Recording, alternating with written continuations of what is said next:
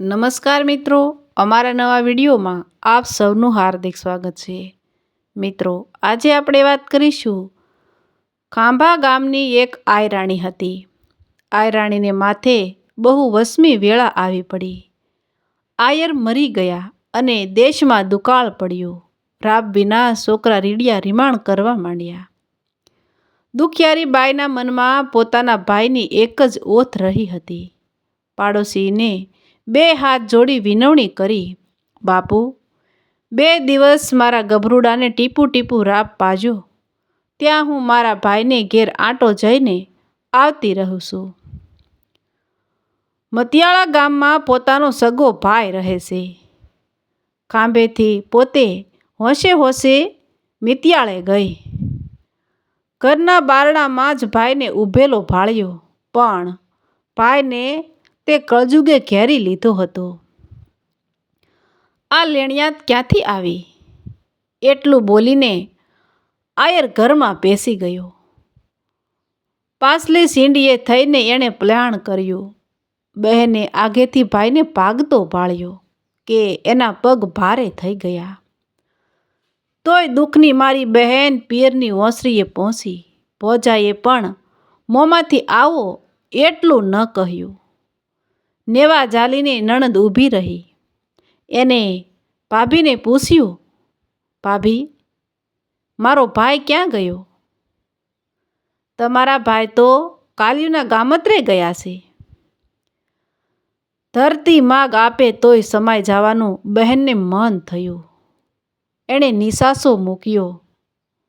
એ પાછી વળી ગઈ. ભાભી કહે, રોટલા ખાવા તો રોકાઈ જાઓ. ભાભી, હસીને જો સોમલ દીધું હોત તોય પી જાત. એટલું કહીને બેન તો મૂંગી મૂંગી ચાલી નીકળી. પણ એની આંખોમાં શ્રાવણને ભાદરવો વરસવા માંડ્યો. બોર બોર જેવા પાણીડા પાડતી ચાલી જાય છે. માથે લીમડાની ઘટા ઝળુંબી રહી છે ને શીખ આવે એવા ચોખ્ખા ફૂલ ઓરડાની લીપેલી ઓસરીએ જબ્બર ડીલવાળો જોગડો વણક બેઠો બેઠો હોકો પીએ છે.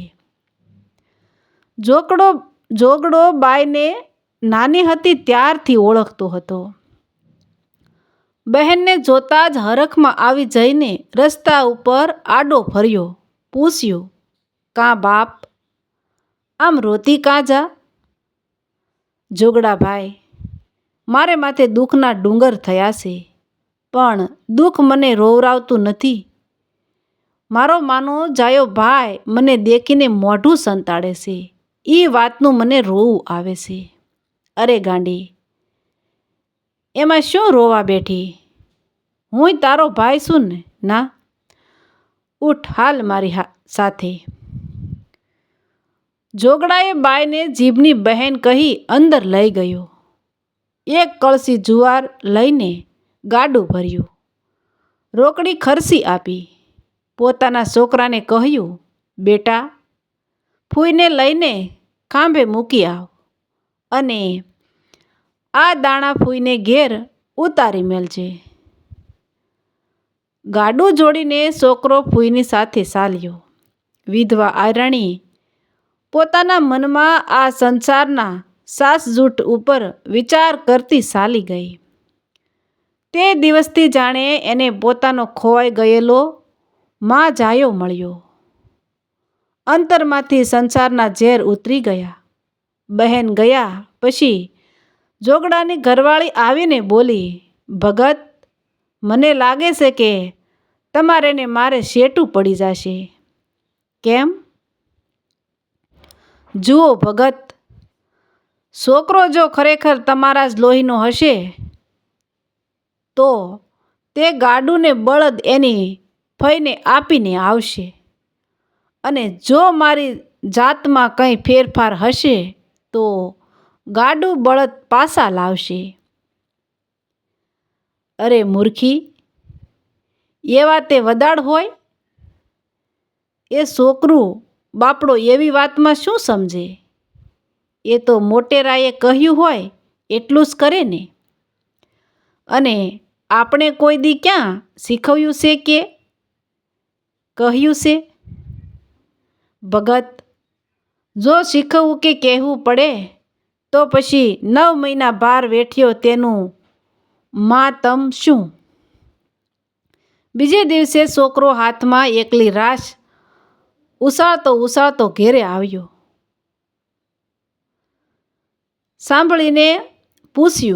સંભાળીને પૂછ્યું, બેટા, ગાડું બળદ ક્યાં?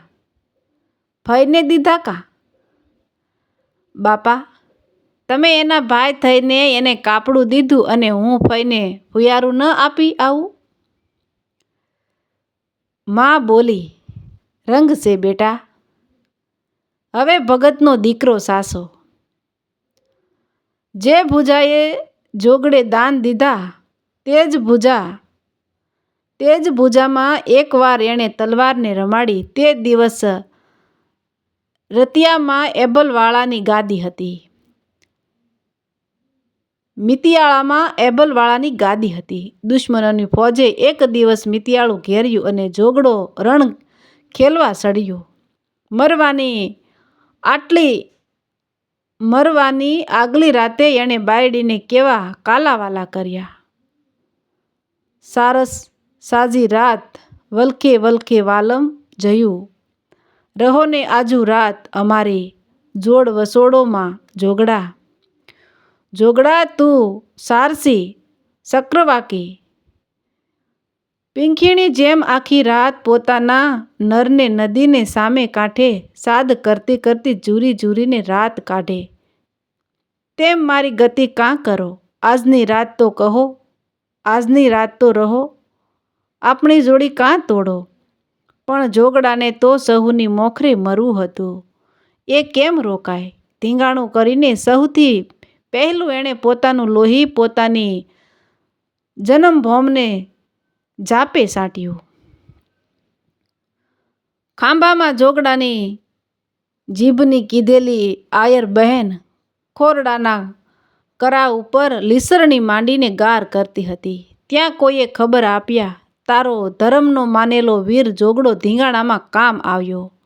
સાંભળીને બાઈને નિસરણીની ટોચથી પોતાનું શરીરને ઘા કર્યો. ધબ દેતી નીચે પડી. માથું ઢાંકીને મરસ્યા માંડ્યા. માનવીનીને પૂછીની સાતી ભેદાય તેવા મરસ્યા એના મીઠા ગળામાંથી ગળી ગળીને નીકળવા લાગ્યા. વણકર અને વણાક નાતે પણ નેડો નહીં, પણ ગણને રોવું ગજમાર તારી જાતને પૂછું જોગડા. ભાઈ જોગડા, તું લુગડા વણવાનું કામ કરનારો વણકર હતો અને હું તો વણાર શાખની આયરાણી છું. નાત જાતના હિસાબે તો આપણી વચ્ચે કાંઈ સંબંધ નથી. હું તારી જાતને કેમ જોઉં? હે હાથીઓના હણનાર જોધા, હું તો તારી ખાનદાનીને રડું. આયરાણી ગાતી ગાતી રાતે પાણીએ રોવા લાગી. એના વિલાપના સૂર સાંભળીને માણસો ખાતા ખાતા બેઠા થઈ ગયા. જોગડો બધાયને પોતાના ભાઈ જેવો લાગ્યો. આયરાણીએ જોગડાના ધીંગાણાની કલ્પના કરી. રામપીનો રાખણહાર કલબાલે વેતરણ કિયા, વીજળી તણો વિચાર તે કી જાણ્યો જોગડા. હે વીરા જોગડા, તું તો રામપી લઈને મરેલા ઢોરના સાંભળા શીરવામાં કુશળ કહેવાય. એને બદલે તે તલવાર લઈને શત્રુઓને શીરી નાખ્યા. તને તલવાર વાપરવાની યુક્તિ આપોઆપ ક્યાંથી સૂઝી ગઈ? વિલાપ આગળ વધે છે, નવી કલ્પનાઓ ઉગે છે. હૈયામાં જાણે હરી જાગે છે. આગે છેલ્લી ઊઠ તો પેલી ઊઠ્યો પાંત, પૂપામાં પડી ભ્રાત, જમણ અભડાવ્યું જોગડા. હે જોગડા ભાઈ, તને સમાજ નીચી જાત કહે. જમણમાં તારે તો હંમેશા સૌથી છેલ્લે બેસવાનો વારો આવે, પરંતુ આ જુદી રૂપી જમણમાં તું તો પહેલી જ પંગતમાં બેસી ગયો, સૌથી પહેલી વહેલો ત્રાટકીને મર્યો. તે તો બીજા ભૂપતિઓના ભોજન અભડાવી માર્યા, એટલે કે તેઓની કીર્તિને ઝાંખી પાડી.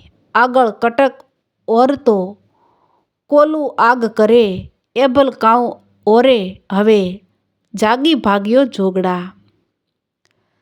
હે એભલવાળા દરબાર, તારા સૈન્યરૂપી સિસોડામાં તું અત્યાર સુધી તો શત્રુઓ રૂપી શેરડીના સાંઠાને ઓરતો હતો, પણ હવે તું શી રીતે એ સિસોડામાં શેરડી ઓરીશ? કેમ કે એ સિસોડાની જાંઘરૂપી જે જોગડો તે તો ભાંગી ગયેલ છે. સિસોડો ફરશે જ સી રીતે?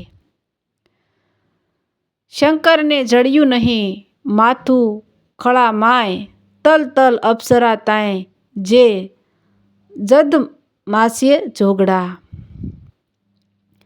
શંકરની ઘણી ઈચ્છા હતી કે તારા જેવા વીરનું માથું લઈ પોતાની રૂઢમાળામાં પરોવી લેવું, પણ એને એ માથું યુદ્ધ ક્ષેત્રમાં હાથમાં જ ન આવ્યું, કેમ કે એને વરવા તો એટલી બધી અપ્સરાઓ ઉતરી હતી કે એ બિચારીઓને એના શરીરનો તલ તલ જેવડો ટુકડો વેંસી લેવો પડ્યો.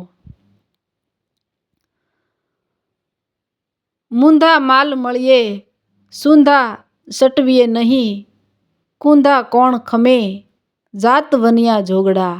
હે ભાઈ જોગડા, ડહાયા હોય એ તો જ્યાં સુધી મોંઘી ચીજ આપણાથી લઈ શકાય ત્યાં સુધી સોંઘી ન લઈએ, કારણ કે જાતવંત વસ્તુ હોય તે જ આપણો ભાર ખમી જાણે.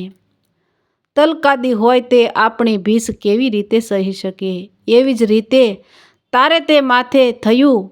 મારો સગો ભાઈ ભલે સોંઘો એટલો સુલભ હતો, પણ ખાનદાન નહોતો, તેથી મારો ભાર ન વેંડારી શક્યો. અને તું પરનાતનો નાતીલે હતો, વણકર હતો, છતાંય જાતવંત હોવાથી તે મને બરાબર કટોકટીને ટાણે ઉગારી.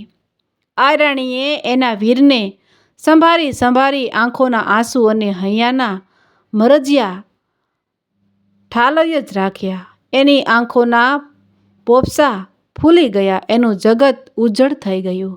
તો મિત્રો, આવા જ નવા વિડીયો જોવા માટે અમારી ચેનલ લાઇક, શેર અને સબસ્ક્રાઈબ કરજો. વિડીયો સાંભળવા બદલ ધન્યવાદ.